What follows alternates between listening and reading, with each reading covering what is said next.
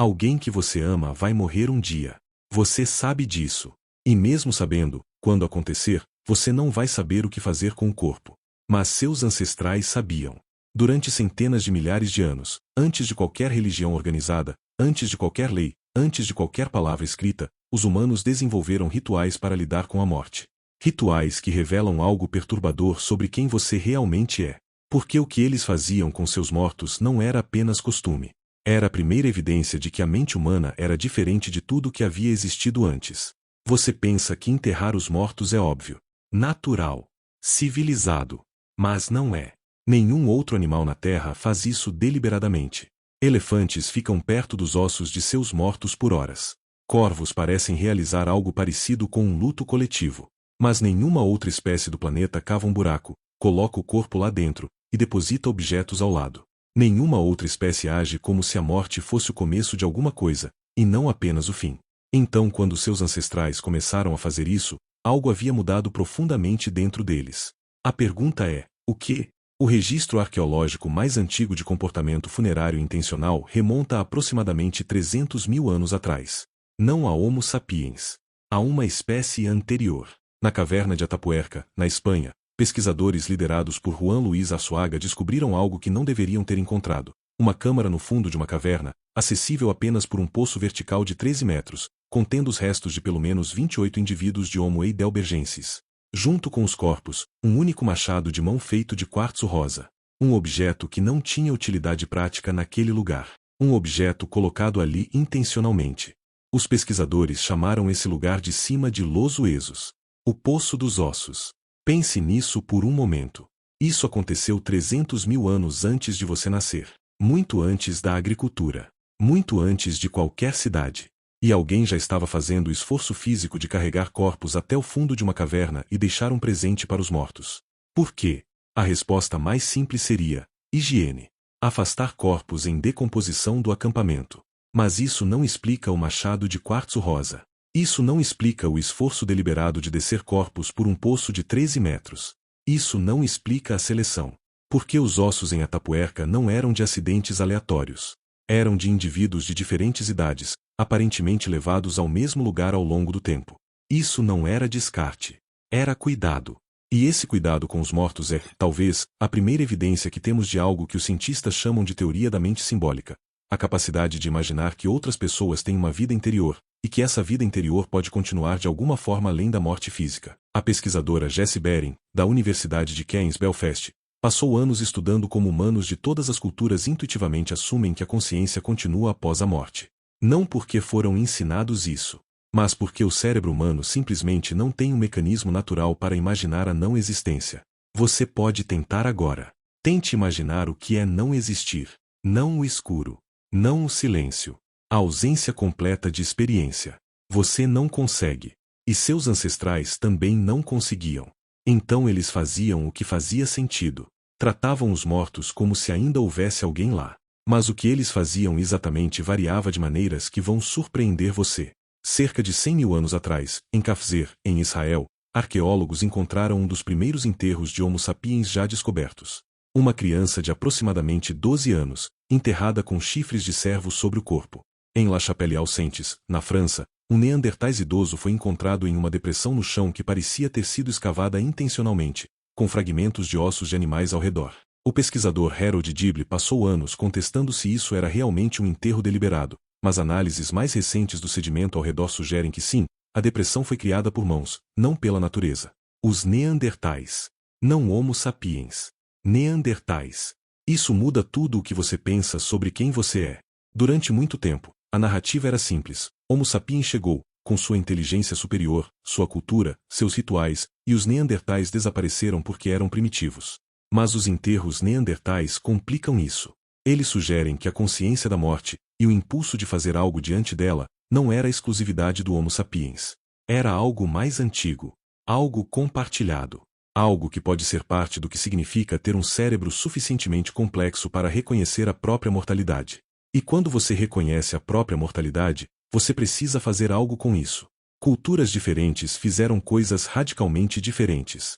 No antigo Tibete e em algumas comunidades do Himalaia, a prática era o que chamamos de enterro celestial. O corpo era carregado até o topo de uma montanha e deixado para os abutres. Não por descaso. Por reverência.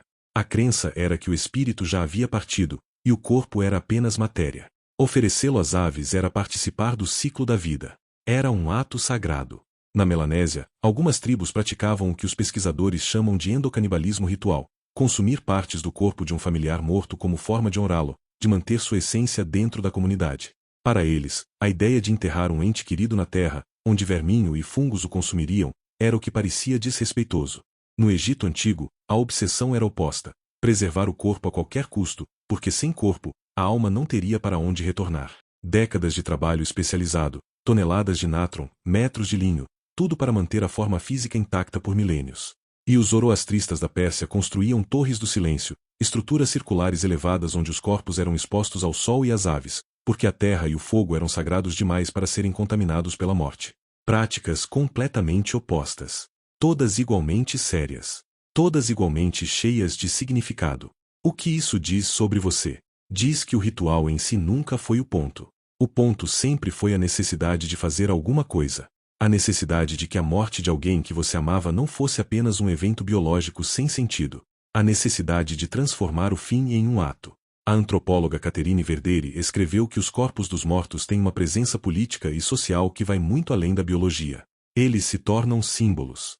Eles se tornam territórios de significado. E as batalhas sobre o que fazer com eles são, no fundo, batalhas sobre o que a vida significa. Você vê isso hoje. Guerras já foram travadas sobre onde enterrar líderes.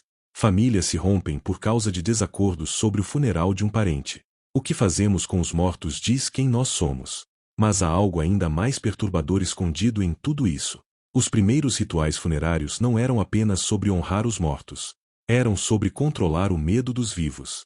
Em muitas culturas antigas, havia um medo específico: o morto poderia voltar. Não como metáfora, como ameaça real.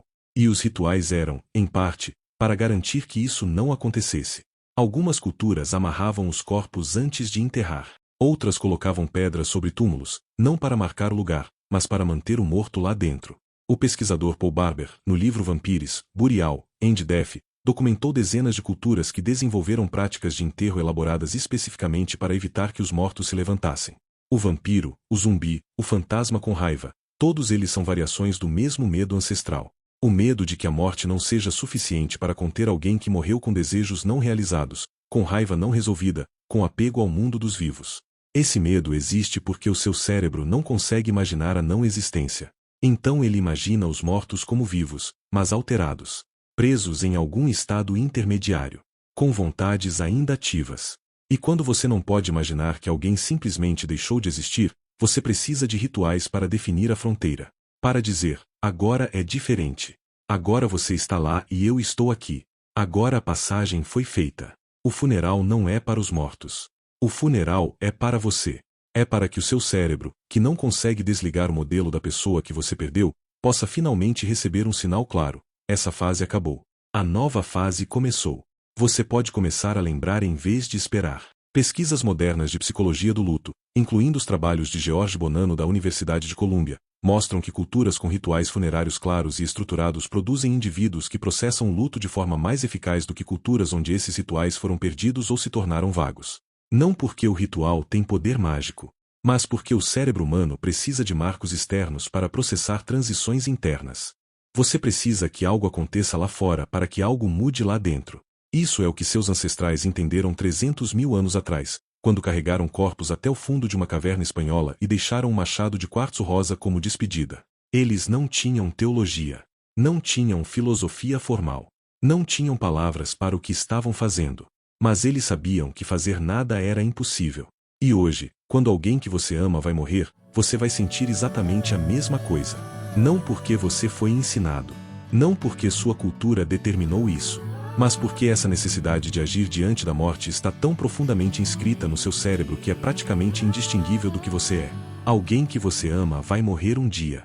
Você sabe disso. E agora você sabe que quando esse momento chegar, o ritual que você vai criar não é uma formalidade. É a coisa mais humana que você pode fazer.